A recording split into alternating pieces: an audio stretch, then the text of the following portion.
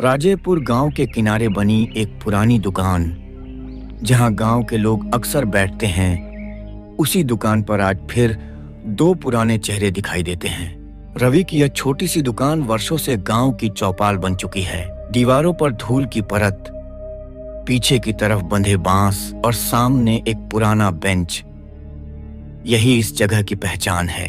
रमेश चाचा और गंगाराम बाबा हमेशा की तरह अपनी जगह पर बैठे हैं। आसपास कुछ और लोग आते जाते दिखते हैं, लेकिन इन दोनों की बातें एक अलग ही दुनिया की ओर ले जाती हैं। रवि, लगता है आज गांव और भी ज्यादा शांत है। हाँ चाचा, अब शाम का रंग भी बदल गया है। पहले कितनी हलचल रहती थी, अब जैसे हर कोई अपने में ही खो गया है। हमारे समय में इस दुकान पर बैठना एक रस्म थी। यहाँ से दिन का अंत होता था और किस्सों की शुरुआत। रवि, जो दुकान के भीतर कुछ काम कर रहा था, अब पास आकर बैठ जाता है। उसकी आंखों में उत्सुकता है, शायद वो उन पुराने दिनों की कल्पना कर रहा है। बाबा, कोई पुराना किस्सा सुनाइए ना, कुछ ऐसा जो आपने अब तक किसी को नहीं बताया हो। कहने को तो बहुत कुछ है बेटा, लेकिन कुछ बातें ऐसी होती हैं जो वक्त के साथ दब जाती हैं और जब उभरती हैं तो सिहरन छोड़ जाती हैं। हाँ, और कुछ बातों का जिक्र करते ही ऐसा लगता है जैसे हवा का रंग बदल गया हो। तीनों के बीच एक गहरा सन्नाटा छा जाता है। आसपास के माहौल में भी एक अजीब सी गंभीरता आ जाती है। बात करीब 45 साल पुरानी है। इस दुकान के पीछे जो बाग है ना, वहां कुछ अजीब घटा था। क्या हुआ था बाबा? वहां एक जोड़ी मिला करती थी। लड़का बाहर का था, लड़की हमारे गांव की। दोनों अक्सर उस बाग में जाया करते थे, छिपकर, किसी को बिना बताए। दुकान के आसपास की रोशनी अब हल्की हो गई है। बल्ब की पीली रोशनी नीचे गिर रही है, जैसे अंधेरे से लड़ रही हो। फिर एक दिन वो दोनों अचानक लापता हो गए। गांव में तरह तरह की बातें होने लगी। कोई कहता भाग गए, कोई कहता कुछ अनहोनी हुई। कुछ लोगों ने रातों में बाग से अजीब सी आवाजें सुनी, कभी किसी की रोने की, कभी किसी के चलने की। रवि ध्यान से सुन रहा है। उसकी सांसें गहरी होती जा रही हैं, जैसे कहानी उसे खींच रही हो। क्या कभी कुछ दिखा बाबा? लड़का तो कभी नहीं दिखा, पर लड़की की चीखें कई रातों तक सुनाई दी। और एक रात गांव के एक बुजुर्ग ने कहा कि उसने उस बाग में किसी को चलते देखा था, पर जब पास जाकर देखा तो वहां कुछ नहीं था। पास की दीवार पर लगी एक पुरानी तस्वीर रवि की नजर में आती है। एक मेले की तस्वीर, जिसमें एक अनजान युवक और युवती दिखते हैं। शायद वही जोड़ी। रवि, उस बाग में अब कोई नहीं जाता। कहते हैं वहां एक सीमा है जिसे पार करते ही कुछ बदल जाता है। अगर तुझे सच जानना है तो वहां जाना होगा, पर याद रख, वहां जो दिखेगा वो तेरा पीछा नहीं छोड़ेगा। हवा अब ठंडी हो चली है। दुकान का बल्ब टिमटिमाने लगा है, जैसे गांव की रूह जाग गई हो और अब किसी को पुकार रही हो। राजेपुर की सुबह बाकी गांवों जैसी ही लगती है। चिड़ियों की चहचहाहट, कुएं से पानी खींचती औरतों की आवाजें और खेतों की ओर जाते कुछ किसान। लेकिन इस सुबह में कुछ अलग है। रवि की आंखों में नींद कम और उलझन ज्यादा है। शायद रात की बातें उसके जहन में रह गई हैं। रवि अपनी दुकान के सामने बैठे हुए कुछ सोच रहा है। लोग आते जाते हैं, लेकिन वो ध्यान नहीं देता। उसकी आंखें सामने उस सुनसान बाग के रास्ते की ओर टिक गई हैं। वही बाग जहां का जिक्र गंगाराम बाबा ने किया था। क्या वाकई ऐसा कुछ हुआ था, या ये सब गांव के बुजुर्गों की बनाई गई कहानी है? तभी रमेश चाचा दुकान के पास आते हैं। उनका चेहरा हमेशा की तरह शांत है, लेकिन आंखों में आज कुछ गहराई दिखती है।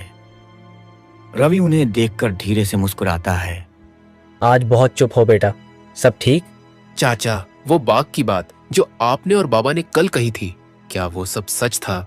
बेटा, गांव की जमीन बहुत कुछ जानती है, लेकिन वो सबको नहीं बताती। जो देखा है वो समझता है, बाकी लोग बस कहानी कहते हैं। रवि के चेहरे पर जिज्ञासा साफ झलकती है। उसका मन अब खुद जाकर उस जगह को देखने को कह रहा है। वो जानता है कि जवाब वहीं मिलेंगे जहां से डर शुरू होता है। शाम होते होते रवि अकेले ही दुकान बंद करता है। हवा में हल्की ठंडक है और आसमान पर बादल मंडरा रहे हैं। वो बिना किसी से कुछ कहे उस सुनसान बाग की ओर बढ़ता है। राजेपुर का यह बाग अब वीरान हो चुका है। कभी यहां आम और जामुन के पेड़ लदे रहते थे, बच्चे खेलते थे और हरियाली झूमती थी। अब वहां सिर्फ सूखे पेड़, झाड़ियों के बीच की पगडंडियां और अजीब सी खामोशी बची है। रवि बाग के किनारे पहुंचता है। वहां लगा टूटा हुआ लकड़ी का गेट अब भी झुका हुआ है।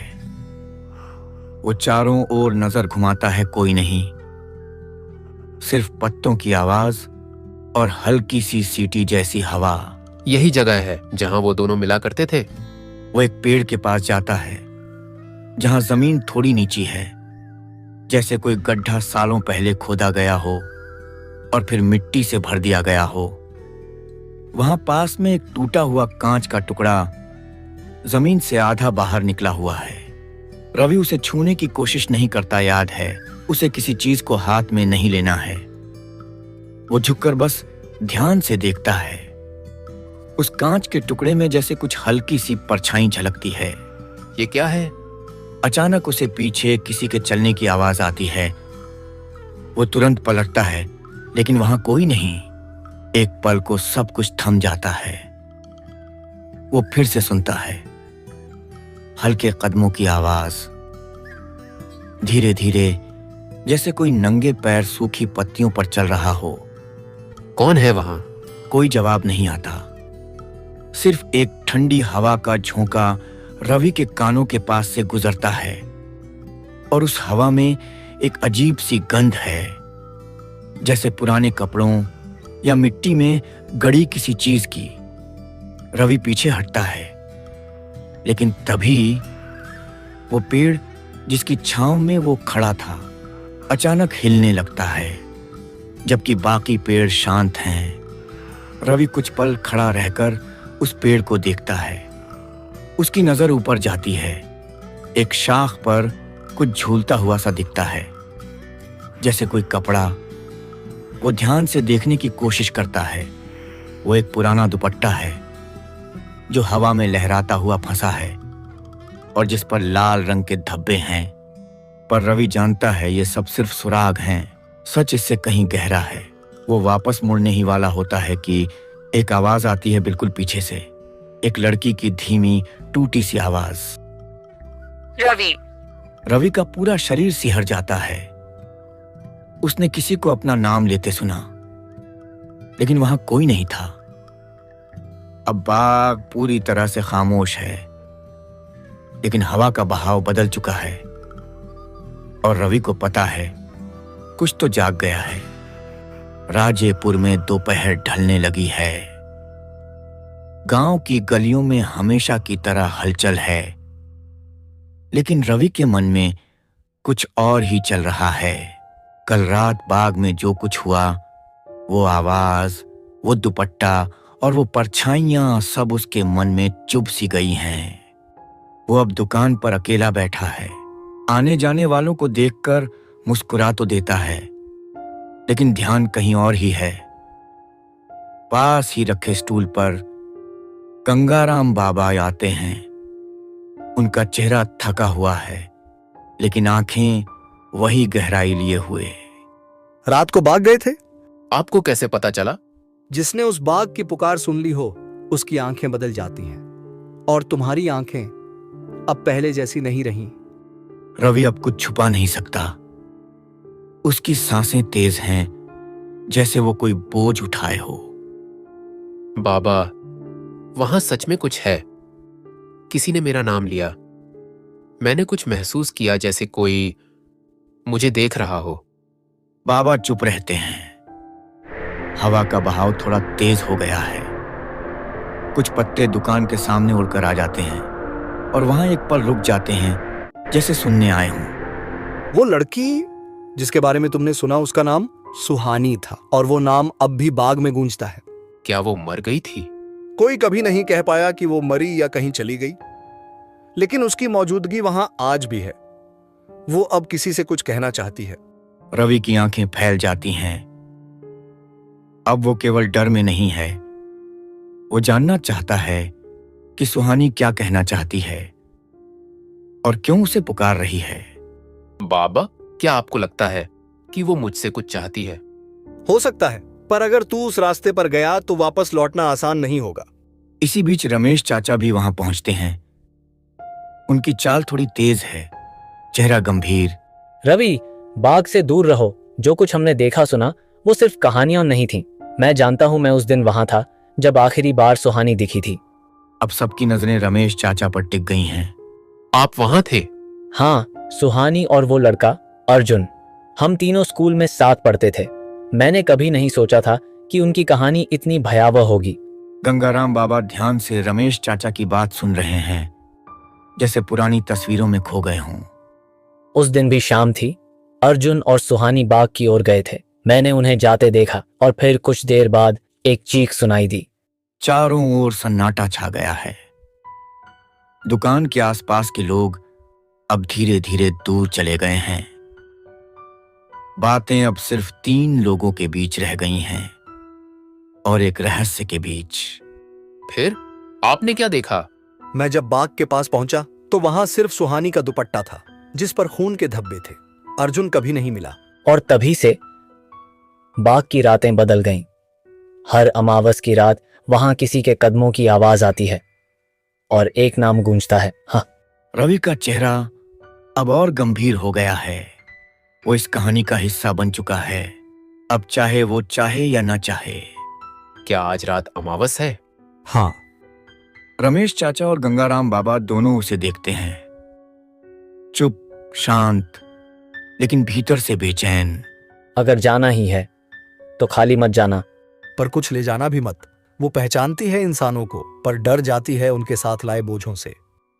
रवि सिर झुकाकर उनकी बात मानता है। सूरज ढलने लगा है। आज की रात उस बाग में फिर कोई कदम रखेगा और शायद इस बार कोई जवाब मिल जाए, या फिर कोई और राज हमेशा के लिए खो जाए। गांव पर अब रात की चादर उतर चुकी है। आसमान काला है, चांद कहीं नहीं दिखता, सिर्फ तारों की झिलमिलाहट और दूर कहीं से आती सियारों की आवाजें। राजेपुर की गलियां जो दिन में जीवन से भरी होती हैं, अब वीरान हो चुकी हैं। गांव के एक कोने में रवि अपनी दुकान के बाहर खड़ा है। उसकी आंखें सामने उस रास्ते को देख रही हैं जो सीधे बाग की तरफ जाता है। उसके पीछे थोड़ी दूरी पर गंगाराम बाबा और रमेश चाचा खड़े हैं। दोनों चुप हैं, कोई कुछ नहीं कहता। शब्द अब बेकार हैं। अब वक्त है उस अज्ञात की ओर कदम बढ़ाने का। बेटा, याद रख, हर आत्मा की अपनी पीड़ा होती है। उसे सुन, लेकिन भीतर मत ले जा। अगर कुछ अजीब महसूस हो तो आंखें बंद करना। कभी कभी दिखने वाला सच इंसान की समझ से परे होता है। हाँ। रवि उनके शब्दों को मन में बिठा लेता है। वो चुपचाप बाग की ओर बढ़ता है। हवा अब अलग चल रही है, धीमी, ठंडी और कुछ कहती हुई। बाग का पुराना रास्ता अब पूरी तरह अंधेरे में डूबा है। उसके दोनों ओर झाड़ियों की परछाइयां हिल रही हैं, जैसे कोई छिपकर उसे देख रहा हो। रवि बिना रुके आगे बढ़ता है। बाग का मुख्य द्वार, एक टूटा हुआ लकड़ी का चौखट, अब भी वहीं है। वो झुका हुआ पर अब भी खड़ा है। रवि वहां पहुंचता है और अंदर कदम रखता है। अंदर घुसते ही तापमान जैसे कुछ डिग्री गिर गया हो। हवा अब बिल्कुल स्थिर है। पेड़ भी अब हिल नहीं रहे। सब कुछ जैसे रुका हुआ है। एक और दुनिया में रवि आगे बढ़ता है। वो उसी जगह पहुंचता है जहां पिछली बार दुपट्टा टहनी में अटका था। आज वहां कुछ नहीं है, लेकिन जमीन पर कुछ गीला सा है, जैसे किसी ने अभी अभी वहां से हटाया हो कुछ। वो नीचे देखता है और तभी उसी तरह की धीमी टूटी सी आवाज, जैसे किसी ने कई सालों से कोई नाम नहीं पुकारा हो। रवि की सांसें थम जाती हैं। उसकी रीढ़ की हड्डी में एक सिहरन दौड़ जाती है। कौन हो तुम?